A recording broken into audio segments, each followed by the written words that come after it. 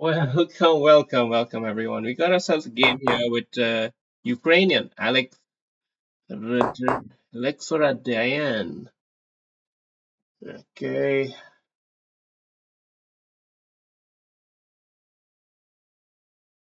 Hmm,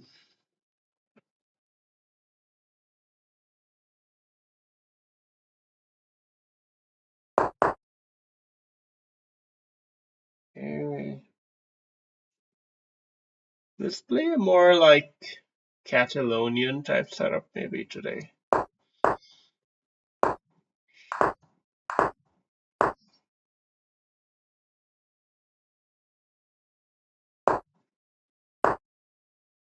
Hmm.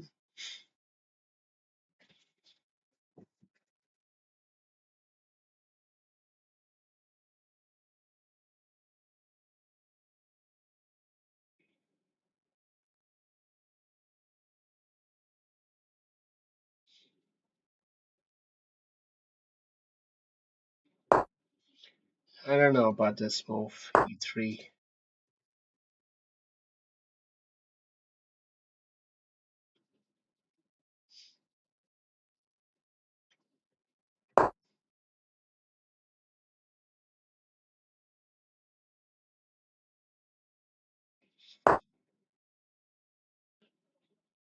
He still can't really play that B5 pawn break though, can he? Just capture, and takes again. He doesn't have like some super punch after that. No, let's not get too carried away and react. Reacting would be A4, like you don't do what you want to do. No, let him do it. If you know his plan is bad, let him do it.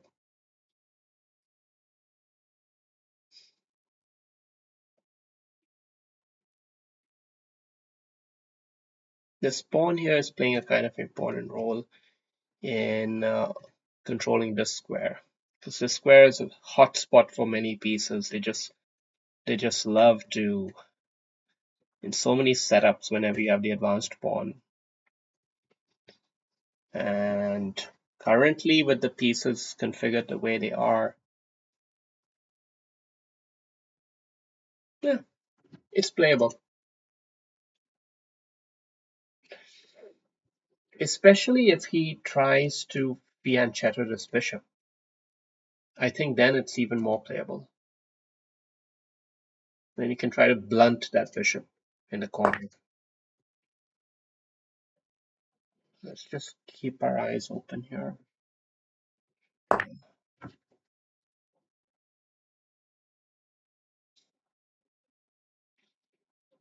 The good thing I think we're doing here is that we've put these two pieces in a slight bit of a quandary.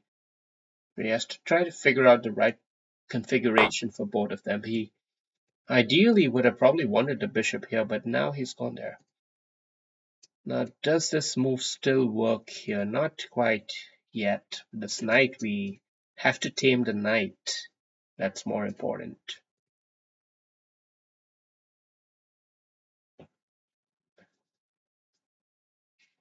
At least that's what I believe. Yeah. How do we develop this bishop meaningfully?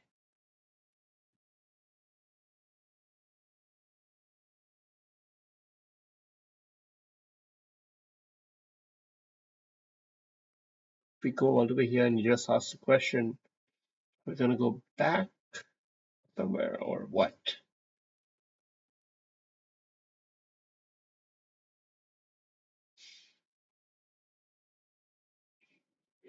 Okay. Maybe it's best to get the bishop here and do something about this knight. Or maybe just keep the knight. He is guarding against this pawn break.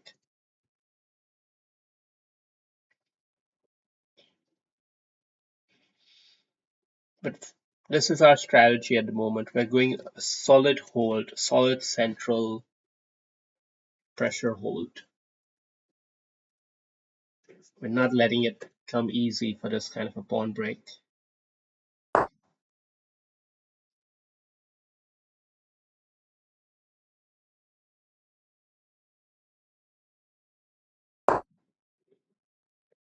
He could try this maneuver now and then execute that, but he doesn't.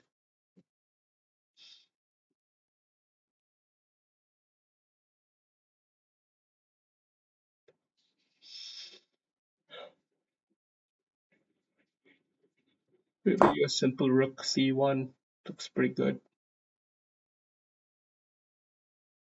When you don't know exactly what to do, just make the indirect attacks, and somehow the pieces they tend to flow in that direction, or try to make them flow in that direction. Anyway,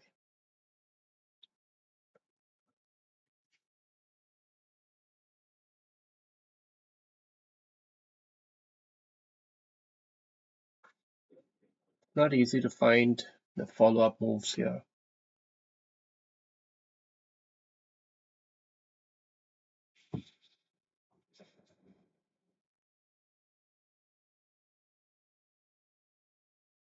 But I'm gonna play this. No,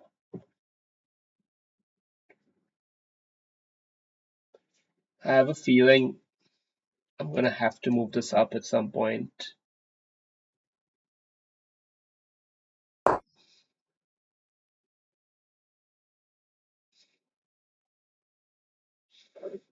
We're just attacking a pawn, really, and it's actually not even an attack because he can just trap my queen if I go for it. So it's actually probably just a really bad move.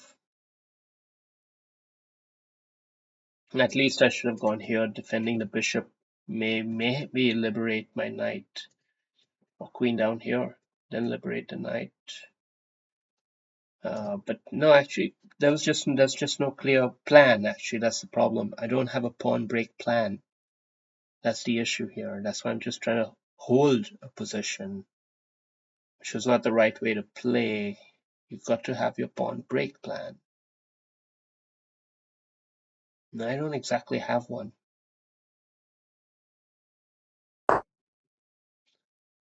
Okay, so the piece finally maneuvered out of that line, which is good in a way.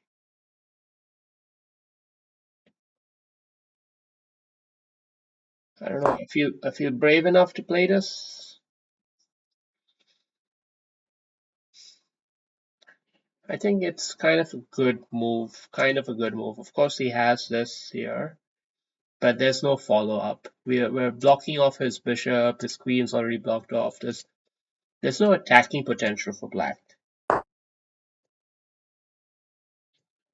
In fact, we should probably just attack his knight.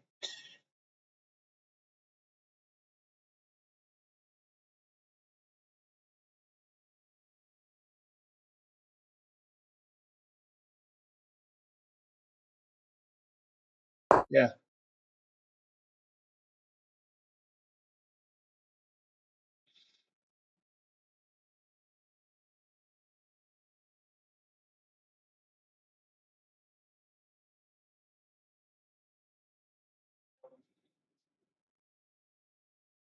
and eventually our release move, we're trying to play a release move like this, but it bites better if the queen is threatening there while the knight is defending both squares. It doesn't feel like that's going to be the configuration here, but what if we go now and he goes check? Let's take it with the bishop. And he ignores this and just probes here. Then we capture there. And eventually knight back. I like it. I think I like it enough.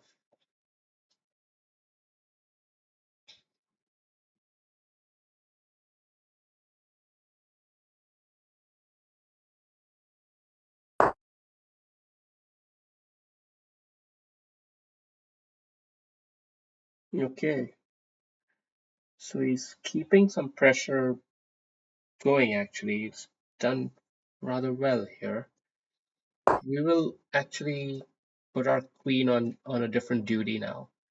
Queen will capture back.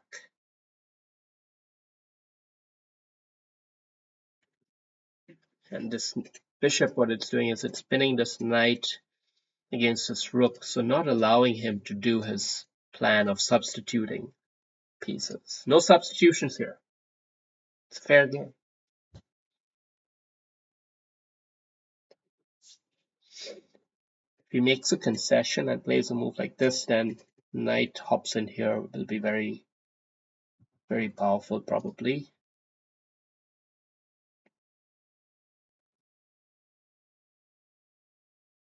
We've got this all covered. If he ever attacks, we can always just come back, I think.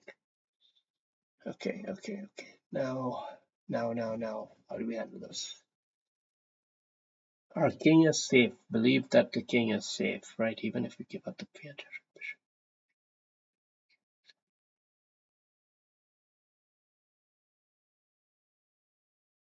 Let's do this. I think we're getting a pawn in this whole bargain. Some way or another, we're getting a pawn. Too many loose pieces flying around. Something had to give.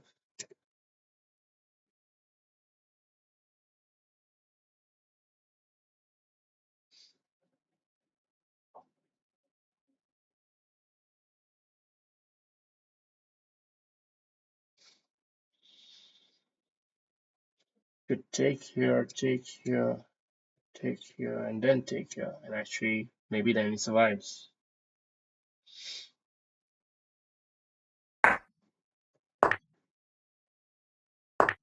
Yeah. Okay. This is definitely on his radar right now, and we wouldn't mind it so much because our queen might just jump right in here, and suddenly it's gonna be a shitstorm. This knight, would love to get the knight there. So we have to get him here, means we have to get him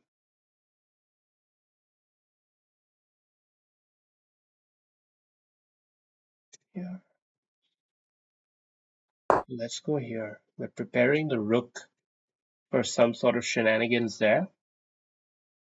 We're enticing this move because it'll give us a nice hole. Okay, so he's not biting. He's not biting. He's not a...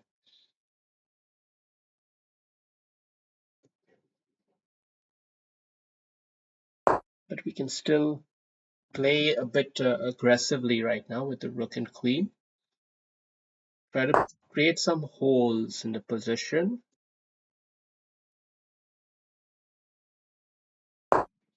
Try to attack a few weak spots in here now.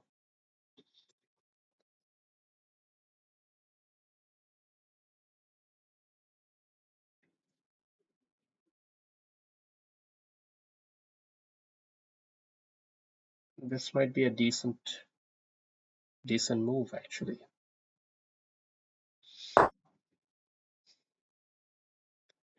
This forces queen there. We bring up about a queen trade. If we take it right now, no, I'm gonna keep the attack going. I'm just gonna bring the knight in now. Knight will come in at least with tempo. That's worth something.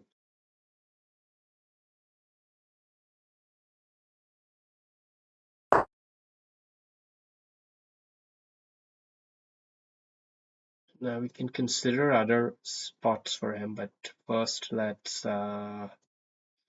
perhaps go here.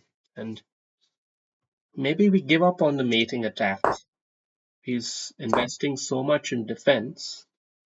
Let's start now attacking the middle of his pieces, the heart of his defense.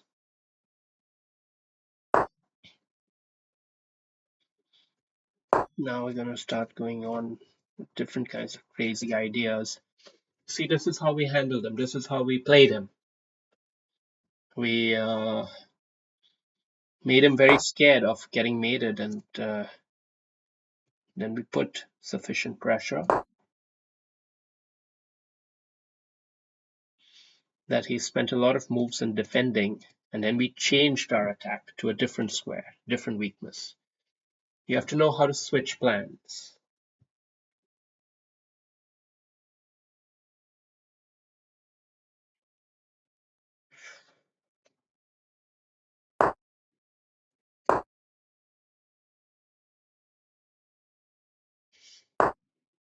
He's really just holding on to that, huh?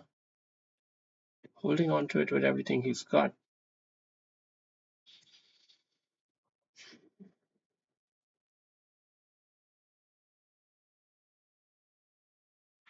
Bishop here is one factor.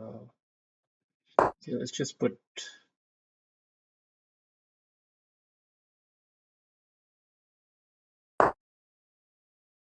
Okay.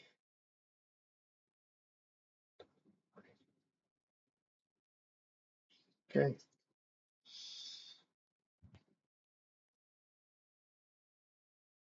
Okay. I have to accept now. 2 minutes left each. The end is nowhere in sight. It's going to be a blitz game. It's going to go into crazy blitz mode territory, very likely. We might get an advanced passed pawn. That might be one thing we get going for ourselves.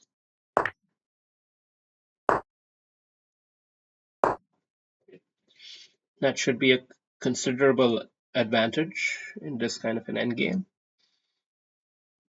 Clock is even for both sides, but I doubt he's as good at the end blitz as I am. In the bullet mode, let's just check his stats. Yeah, he doesn't even play bullet, and his blitz is only 1800. So, oh yeah, his bullet is 1700. So he's really not one for the end game flourish. He's not used to being beaten, I guess, in position.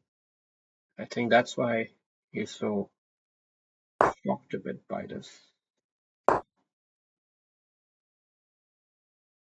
now I think we've got him on position too. If I take this one here,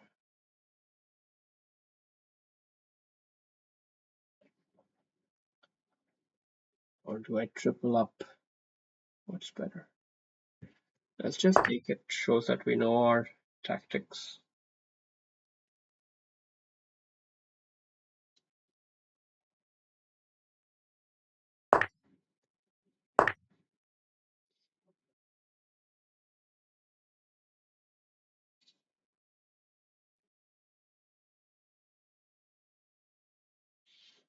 Oh, and it's all coming off the board. He's got to move this king here. Oh, he does it. Okay. Well, he's fighting.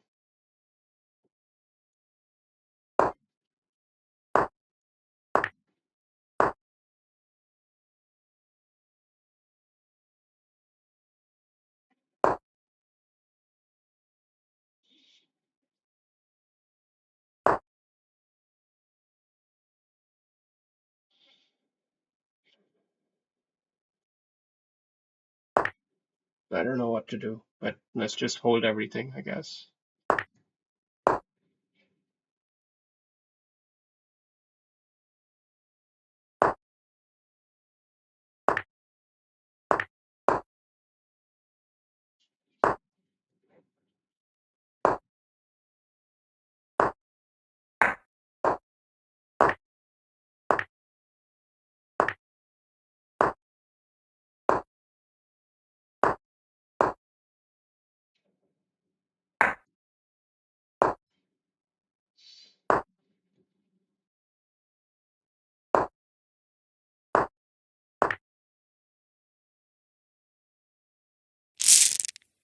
All right, pretty good game there. Not sure where it all fell apart for him, but all in all, it was a pretty tense game. Let's have a look at the ratings. 87 versus 82, not bad. 2400 and 2150. That's also pretty good. And his opening was stellar, so let's learn from that opening at least. Yeah, we played this more Catalonian type of setup, which I wasn't sure about. And this e3 move, I had a weird feeling about, and it turns out that d5 is indeed better here. Um, it's better, but I feel the plans are very clear for black. I'm not sure I understand. Or so knight g4, bishop d2. I just hate it when they do a plan. I just hate it. But maybe I shouldn't hate it so much because it seems like I'm in an advantageous position. And why wouldn't he take it with the knight? I think he will end up taking it with the knight. And then b3. So this is almost +1 for white, apparently. Almost +1 for white. I guess that's the key thing to understand here, that a position like this is basically virtually +1 for white, where you have this lovely pawn chain and pretty much all pieces are healthy and well defended, and big center is about to come. So the moral of the story is that this advancing of the pawn should lead you to a favorable pawn structure in the long run. Even if he gets this control of these squares, the pawn structure matters more. I think that's what I'm taking away from this whole exchange. Anyway,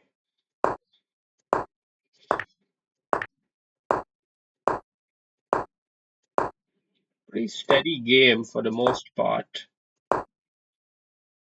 Now it starts to get a bit tricky here. And actually, this was a good move, apparently. I was very critical of myself at the time, but and now, of course, after the knight goes away, then the pawn can come up and you don't have to deal with this kind of shit. It goes here now, and this is actually not precise. But here he starts to lose its thread a bit. He's going a bit aggressive, actually. He's trying to play for tactics and tricks and stuff, which he's not in the right to do it, because I'm the one who has the actual momentum. But I make a tactical blunder, apparently. I should have punished my opponent by playing knight here, and then just chilling.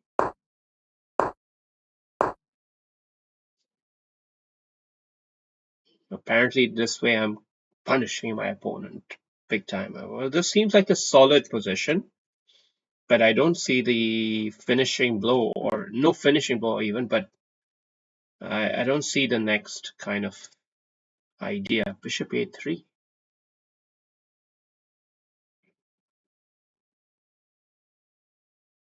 Doubling the rooks on that pawn. Doubling the rooks on that pawn, that's a clear idea, actually. After you've secured everything, double the rooks on the pawn, bishop pressuring. Very nice. Okay.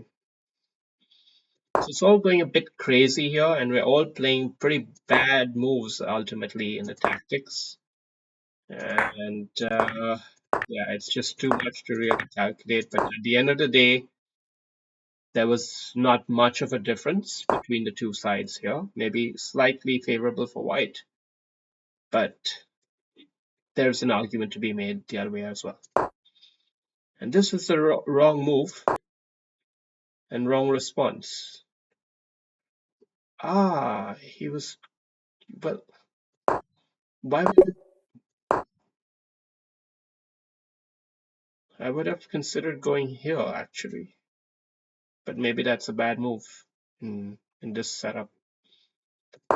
Anyway, we went there anyway, and he's offering a queen trade. We're not taking it,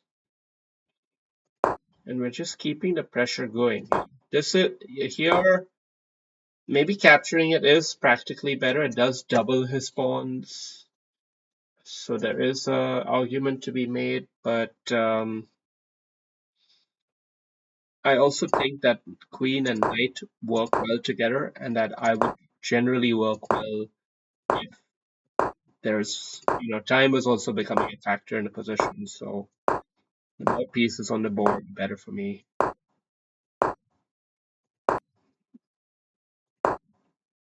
Yeah, we should have challenged it with f4.